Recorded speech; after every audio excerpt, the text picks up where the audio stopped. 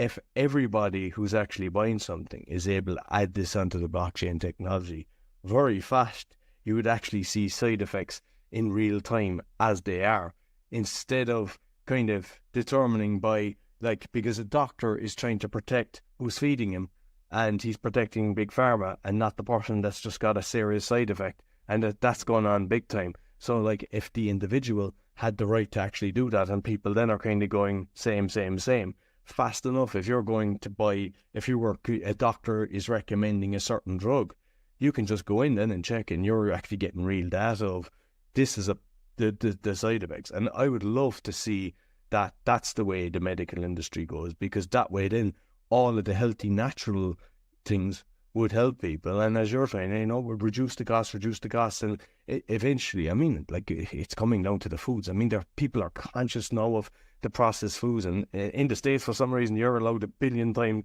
extra ingredients than the rest of the world, like, but and you've got a very, a lot higher rates of all these diseases, but through education and just seeing what the statistics for that. So could you actually see that happening? Do you think that's possible, or am I just in my little cloud here?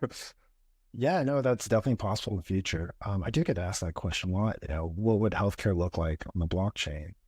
Well, one of the concerns I would have, maybe as a consumer, I do think about this quite often, is that if all this information is sort of public, say your healthcare records, right, and maybe you're able to privatize some of this data, there could be essentially an exploit in the future. I mean, you're running smart contracts, and smart contracts, it's an if or and statement, essentially written in code. And if someone's able to exploit that, it does become a little bit scary.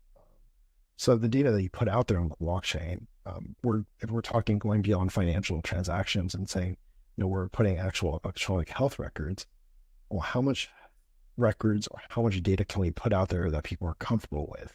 If we're talking about side effects, maybe that might be okay, but what if it's something a little bit more personal? What if it's your personal diagnosis of having cancer? Maybe something else, maybe it's depression. You don't want people to know that you've been on antidepressants. I don't know if we're there yet. I mean, maybe in 10 years or so, but I wouldn't say like, in the immediate future, the first, 1 to 3 years, I'd be very skeptical about that.